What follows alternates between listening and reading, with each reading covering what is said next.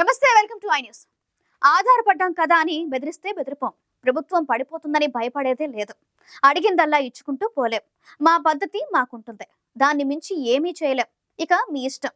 ఇది మూడోసారి ప్రధానిగా ఎన్నికైన నరేంద్ర మోదీ మిత్రపక్షాలకు పంపిన సందేశం.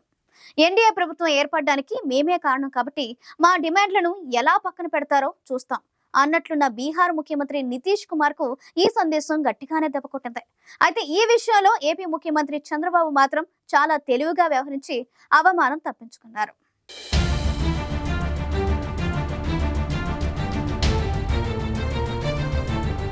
2024 పార్లమెంటు ఎన్నికల్లో బీజేపీ సొంతంగా మెజారిటీ సాధించలేకపోవడంతో బీహార్కు చెందిన జనతాదళ్ యు, ఆంధ్రప్రదేశ్కు చెందిన తెలుగుదేశం పార్టీలపై ఆధారపడి ప్రభుత్వం ఏర్పాటు చేస్తాయి. ఎలాగూ తమ మద్దతుతో ఏర్పడిన ప్రభుత్వమే కాబట్టి మేము ఆడించినట్లు ఆడతారని జేడీయూ భావించింది. అందుకే గొంతెమ్మ కోరికల చిట్టాను కేంద్ర ప్రభుత్వం ముందుంచింది. అందులో ప్రధానమైనది బీహార్కు ప్రత్యేక హోదా. ఈ డిమాండ్ను స్వయంగా బీహార్ ముఖ్యమంత్రి నితీష్ కుమారే చేశారు. బీహార్ వెనుకబడిన రాష్ట్రం కాబట్టి ప్రత్యేక హోదా ఇవ్వాల్సిందే అని పట్టుబట్టారు. మోదీ ప్రభుత్వం తమ మద్దతు మీద ఆధారపడే ప్రభుత్వం ఏర్పాటు చేసింది కాబట్టి ఇదే అదనుగా డిమాండ్ సాధించుకోవచ్చని ఆశించారు. కానీ మోదీ మాత్రం తగ్గేదలే అన్నట్లు వ్యవహరించారు. మీ మద్దతు తీసుకున్నంత మాత్రాన ఆడించినట్లు ఆడలేమని స్పష్టం చేశారు.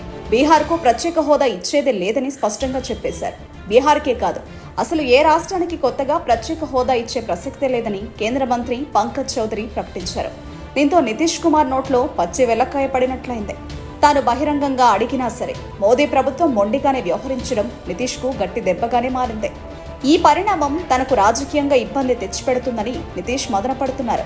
ఇప్పటికే ఆర్జేడీ రాజకీయంగా ఈ పరిణామాన్ని వాడుకుంటుంది. నితీష్ పార్టీ మద్దతుతోనే బీజేపీ ప్రభుత్వం ఏర్పడింది కాబట్టి ప్రత్యేక హోదా సాధించాలని, లేదంటే ప్రభుత్వం నుంచి బయటకు రావాలని డిమాండ్ పెడుతుంది. దీంతో నితీష్కు ఏం చేయాలో పాలుపోవడం లేదు. తాను కోరినట్లు ప్రత్యేక హోదా ఇవ్వకున్నా సరే ఎన్డీఏలోనే కొనసాగాలని నిర్ణయించుకున్నారు. ప్రత్యేక హోదాకు బదులుగా కేంద్రం నుంచి భారీగా నిధులు తీసుకుపోవాలనే ఆలోచనతో ఉన్నారు. నితీష్ కుమార్ అడిగి లేదనిపించుకుంటే ఈ విషయంలో ఏపీ సీఎం చంద్రబాబు మాత్రం చాలా తెలివిగా వ్యవహరించారు.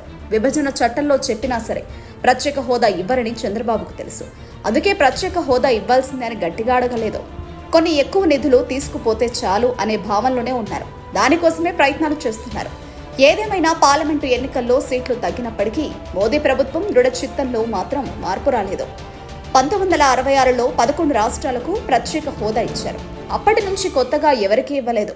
బీహార్తో పాటు ఆంధ్రప్రదేశ్, ఒడిశా రాష్ట్రాలు కూడా ప్రత్యేక హోదా కోసం డిమాండ్ చేస్తున్నాయి. ఏపీకి ప్రత్యేక హోదా ఇస్తే తమకు ఇవ్వాలని తెలంగాణ కూడా కోరుతోంది.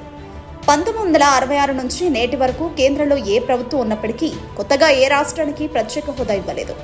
అదే వైఖరిని మోదీ ప్రభుత్వం కూడా కొనసాగిస్తుంది.